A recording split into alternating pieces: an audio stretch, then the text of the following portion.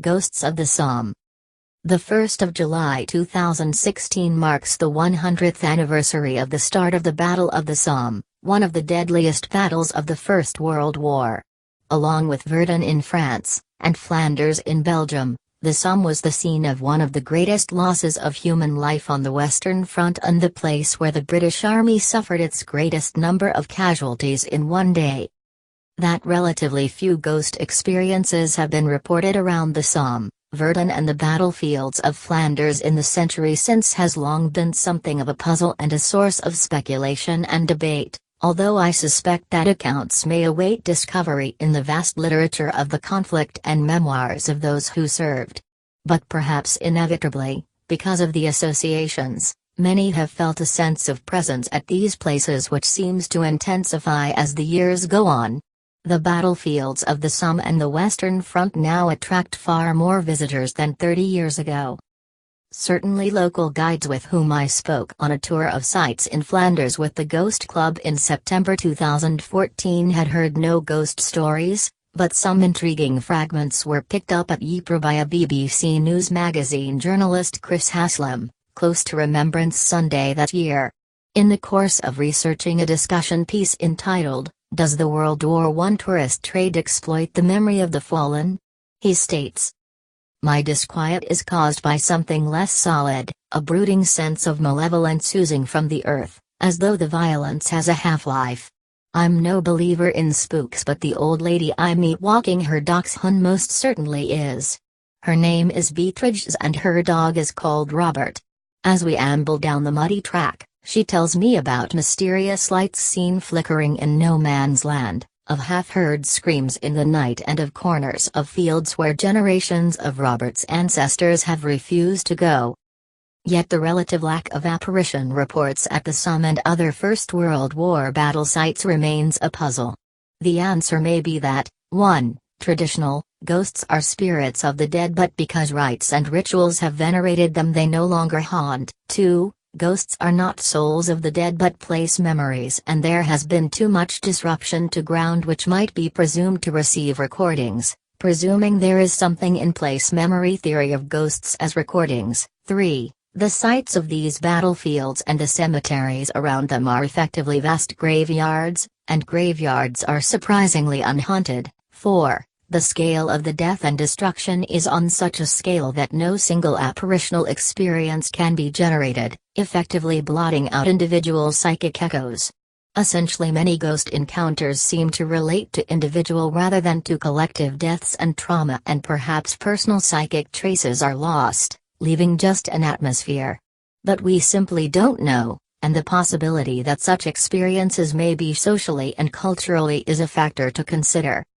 Certainly at the time, World War I did generate an enormous number of ghostly experiences, though largely on an individual rather than collective level. The story of the Angel of Mons has been discredited as simply a modern legend. Perhaps the most impressive visionary experience of ghostly figures claimed was that by James Wentworth Day of witnessing phantom French and German cavalry reenacting a skirmish from the early days of 1914. Day witnessed this in November 1918 at Belle-Île, Flanders, describing his experience in his Here Are Ghosts and Witches, 1954, and his last book on hauntings Essex Ghosts, 1974. Given Day's pronounced tendencies for weaving ripping yarns and his role as enthusiastic propagandist for ghostly folklore, sometimes dreaming up fictitious local characters for dramatic effect, one might be suspicious that this episode was an exercise in imaginative writing. But he named a fellow witness, a Corporal Jock Barr of Glasgow, and from the circumstantial details he provided it is possible to pinpoint the location to a precise hilltop. But such stories are an exception. Rather than see apparitions, the one connecting experience between soldiers of the time and visitors of today is the sense of a presence, sometimes malign. The conflict has not left individual ghosts but an intangible feeling on the places where so many perished. Such impressions would have made sense to novelist and supernatural thriller writer Dennis Wheatley, 1897 to 1977, who served as a soldier on the Western Front in the war. In a story he told to the Ghost Club and in his book The Devil and All His Works, 1973, cites as his own personal experience resting after the Battle of Cambrai. He and group of fellow officers commandeered a ruined mansion that had been occupied by the Germans and still contained discarded blood-stained uniforms. As they were intending to stay some months, Wheatley decided to erect a mess himself, laying bricks which had been specially cleaned by his soldier servant. Conditions meant Wheatley had to work alone after dark, until one night he was suddenly overwhelmed by total panic and fled the scene of his building project. He wrote, "I am convinced I was attacked by an elemental." In occult lore, an elemental is a non-human spirit or demon attracted to sites of death and suffering, and Wheatley was a believer in black magic.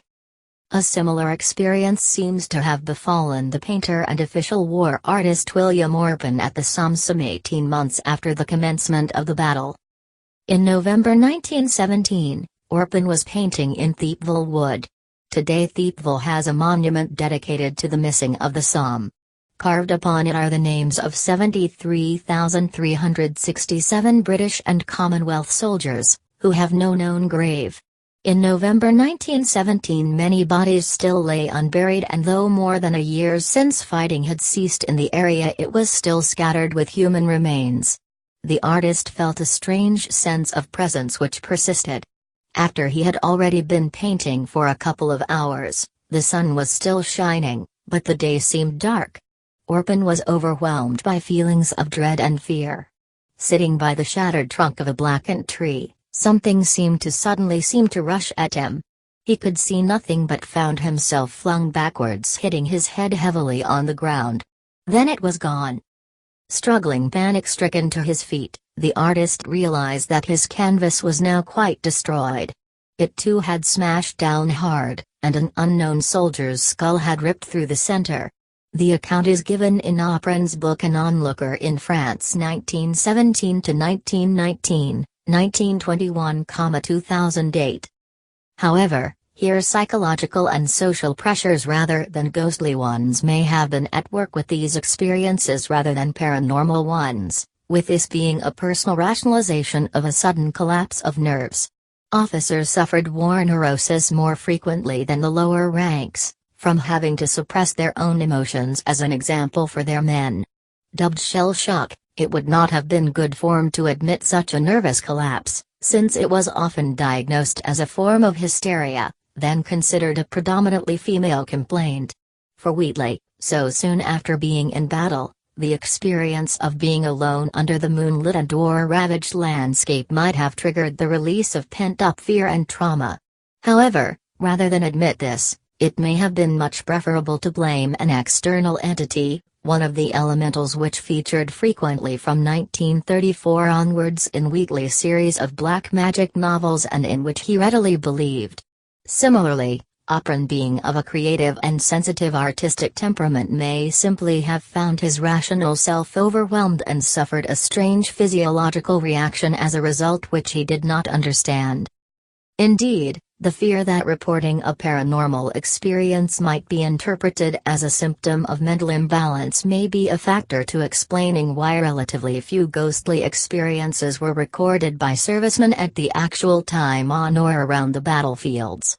Such concerns certainly appear in some accounts published in memoirs years afterwards. On an individual level, daily exposure to the risk of sudden death and the appalling toll in casualties made many servicemen and women highly superstitious, prone to believing in signs of the most trivial nature, as admitted by poet Robert Graves in his classic Goodbye to All That, 1929.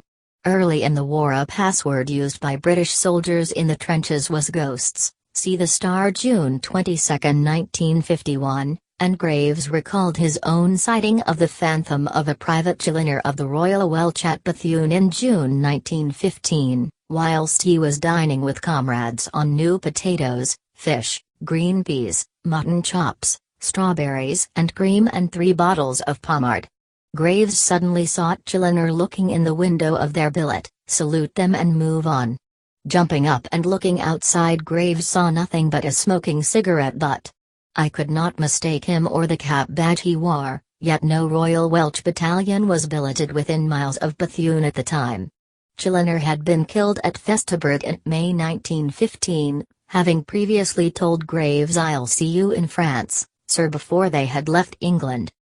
However, this incident did not disturb Graves anything as much as his experience on leave at Harlech in Wales when staying with a grieving woman whose son had been killed in France. She had left his room unchanged as a shrine in his memory, with linen regularly laundered and fresh flowers and cigarettes placed by the bed. After talking until late with an army comrade, Graves recorded that on retiring to bed he was continually awakened by raps, getting louder and louder, which seemed to come from everywhere, and then by shrieks of a maid suffering hysterics. "In the morning I told my friend I'm leaving this place. It's worse than France." This sounds like an outbreak of poltergeist phenomena, but Graves attributed such manifestations to the dabbling of his hostess, who, along with thousands of mothers like her, was getting in touch with their dead sons by various spiritualistic means.